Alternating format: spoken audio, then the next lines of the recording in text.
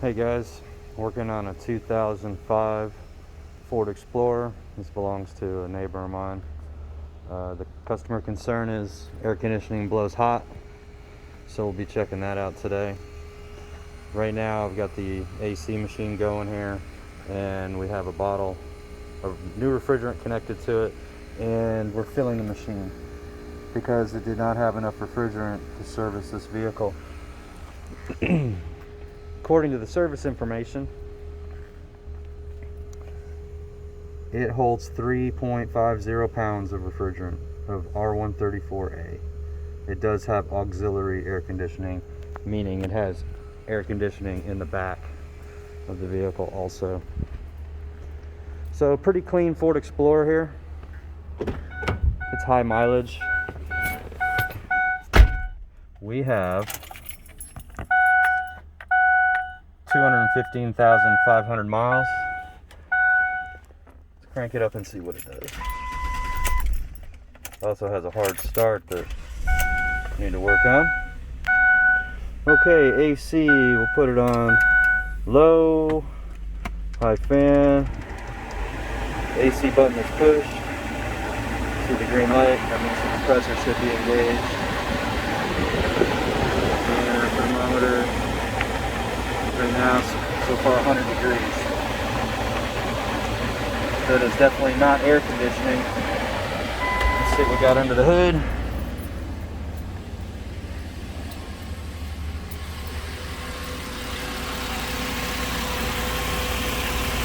You can see that the AC compressor clutch is not turning. The belt's turning, the pulley's turning, but the clutch itself, the compressor itself is not rotating. It's been a while, I don't know, a year maybe. I don't remember the date, but I already did some AC work on this. That's a fairly new compressor. We got a new condenser, a new accumulator dryer, and a new orifice tube. I'm trying to remember where the orifice tube went, but I think it was in one of those lines.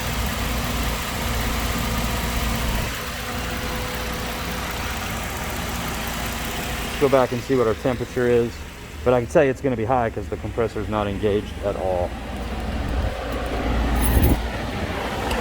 Yeah, 100 degrees.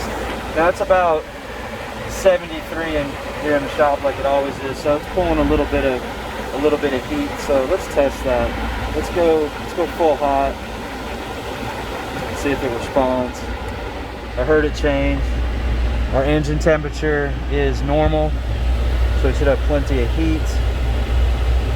Put it back to vents, and I can feel the air is pretty hot coming out of the vents. So what that tells me is the blend door, there's a blend door inside the moves from cold to hot, and it did respond.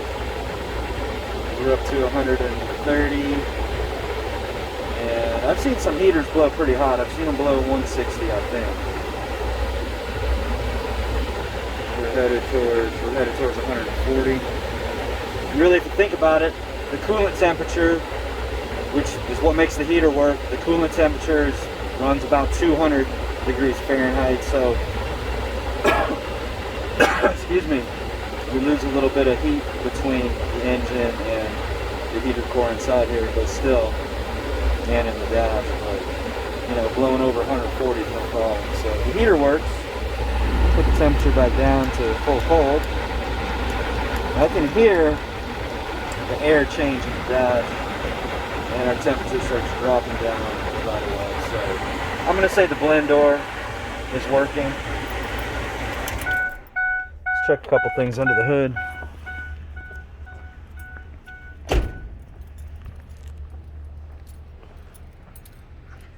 One easy check on this one is to see if the compressor's locked up. Nope. Compressor turns very nicely. Feels nice and smooth. Easy to turn with just 2 fingers. Always check that with the engine off, of course.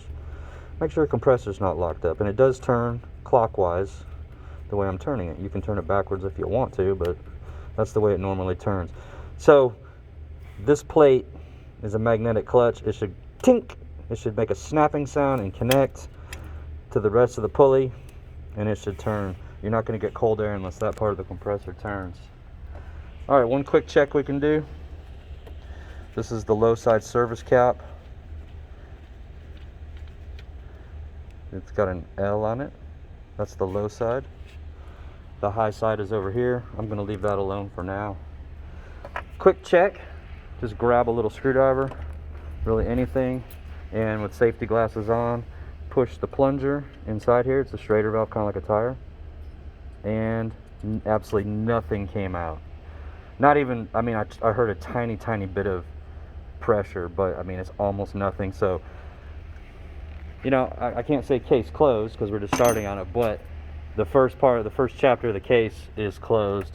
This thing is out of refrigerant. It has no refrigerant at all in it, which is why the compressor is not engaging. So, where did the refrigerant go? That's what we got to find out next. Got the machine ready to go. Has hopefully enough refrigerant in it.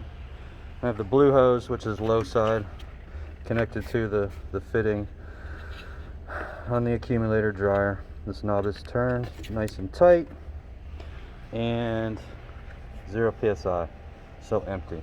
Next step is to do a vacuum test. The system is probably full of air. We don't really need 25 minutes, so I'm going to change it to 10. Enter, enter. Yes. This machine always tries to babysit you. Did I hit the wrong button? There it is. Come on. Alright, there's a vacuum pump inside the machine that's pulling all of the air out of the system. This is called evacuation. We have to do this step. You can see the pressure needle is actually going negative towards 30 inches of mercury. We need the entire inside of the AC system, the compressor, the lines, the condenser, the evaporator. We need everything to not just be empty of refrigerant, but empty of air also. Again, it's called evacuation. Inside these pipes and everything has to be like outer space. A total vacuum, nothing. The other thing this does is it pulls any moisture out. If there is any moisture inside the AC refrigerant system. Because we're going down to such a low pressure, any water in there actually boils out. We'll let this finish. Be right back.